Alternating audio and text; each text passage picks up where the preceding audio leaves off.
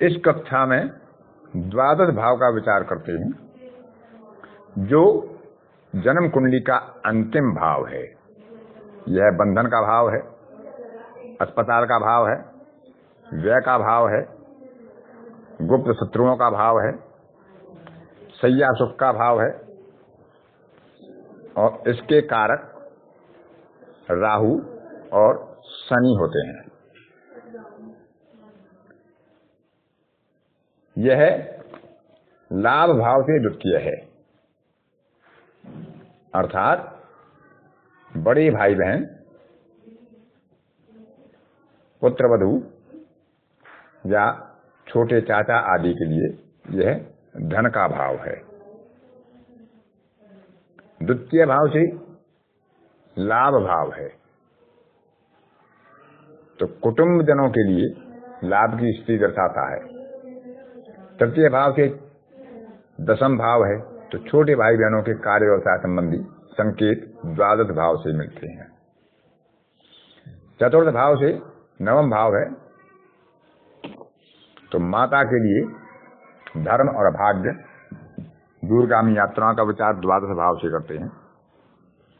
पंचम भाव से अष्टम है, तो संतान की आयु का विचार द्वादश भाव से। इसी प्रकार छठवें भाव से सप्तम है, तो शत्रुओं का,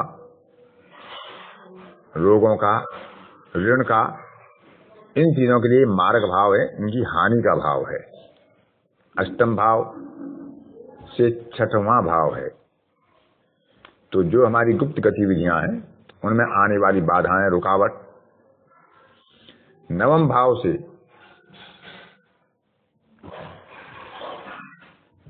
भाव से यह चतुर्थ भाव है,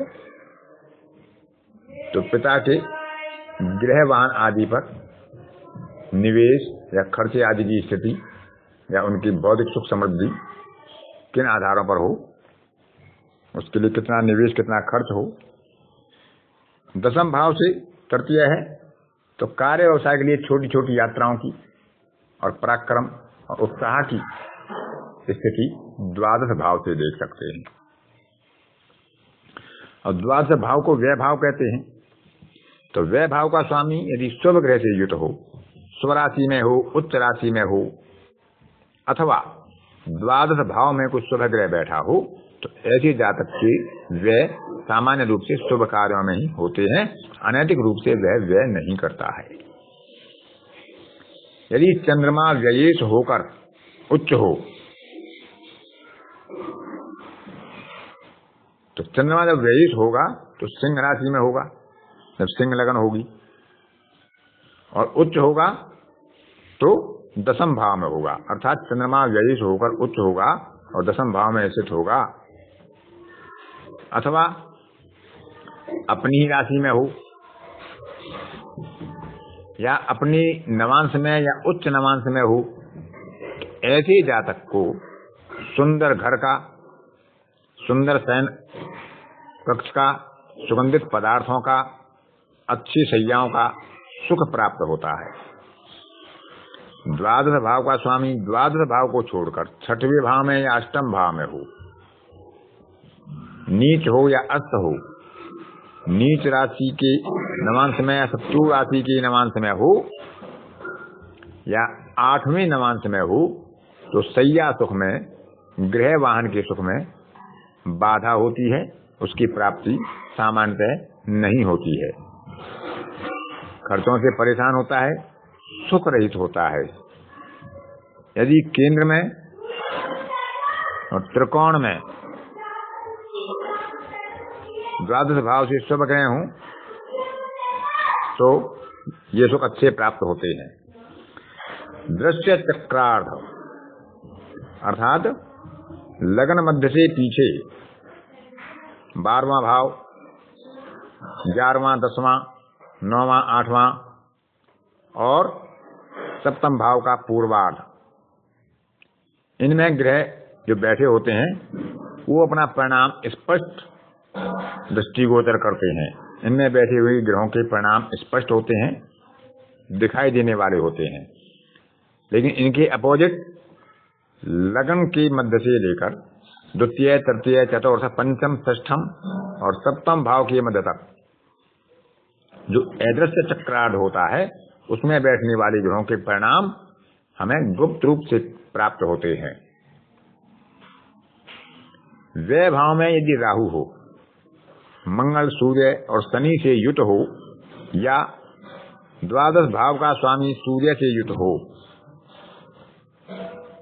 तो ज्योतिषकारों का कहना है कि ऐसे जातक को जीवन में सुख की कमी रहती है, पर्याप्त सुख समृद्धि नहीं मिल पाती और मृत्यु के उपरांत भी उसे शुभ लोक की प्राप्ति नहीं होती। यदि 12वें भाव में शुभ ग्रह हो, 12वें भाव का स्वामी उच्च हो या शुभ ग्रह से युत हो या शुभ ग्रह की उस पर दृष्टि हो तो ऐसे जातक को इस लोक में भी अच्छे सुख और समृद्धि व लाभ प्राप्त होते हैं और परलोक में भी उसे अच्छे लोक की प्राप्ति होती है। ऐसा पारसर आदि ऋषियों का मत है। व्यय भाव और व्ययेश दोनों ही शुभ प्रभाव में हों या व्ययेश शुभ ग्रह के साथ हो, दृष्टि में हो, अच्छे घर में हो, केंद्र में त्रिकोण में हो तो ऐसा जातक अपने ही स्वदेश में, अपने ही जन्म स्थान पर सुख प्राप्त करता है, वहीं सुखी रहता है और वह अपना घर छोड़कर बाहर नहीं जाता है।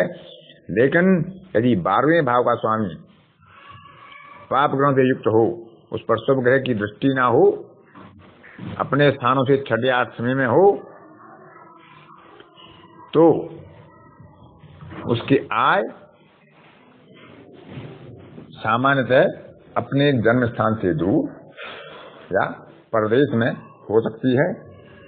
लेकिन यदि वहां पाप ग्रहों का प्रभाव ज्यादा होगा व्यय भाव पर और व्यय पर तो उसके कारण आय और व्यय गलत तरीकों में भी हो सकते हैं।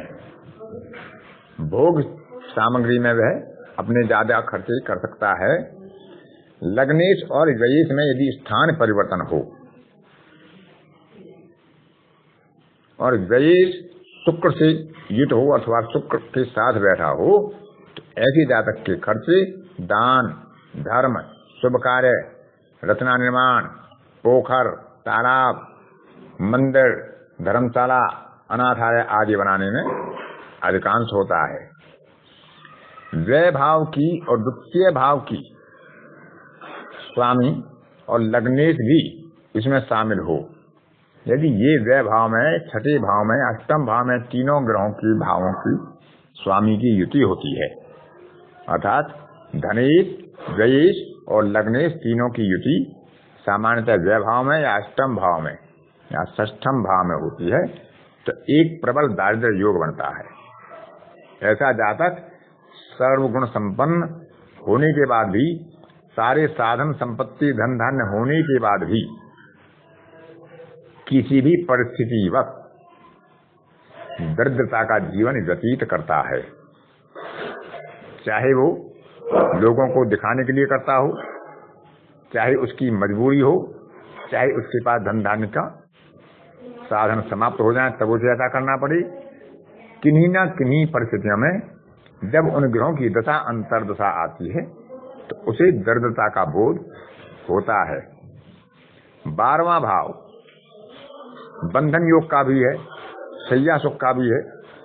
इस भाव में शुक्र को अच्छा बताया गया है तो इस भाव पर जितना पाप ग्रहों का प्रभाव होता है, बंधन भय जिसमें अस्पताल और कारागार आदि का संबंध होता है, उसकी संभावना ज्यादा हो जाती हैं उन ग्रहों की दशा अंतर्दशा में।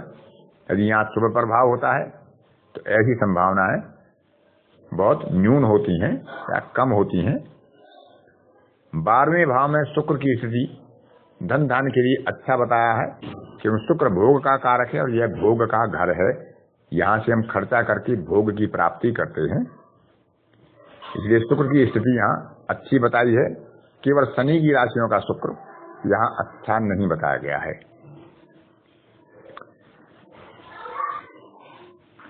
सप्तम भाव का जब हम विचार करते हैं तो सप्तम भाव के लाभ की प्राप्ति या दाम्पत्य के लाभ की प्राप्ति, दाम्पत्य से सुख की प्राप्ति के लिए 12वें भाव का विचार भी करते हैं, क्योंकि 12वां भाव शय्या सुख का है।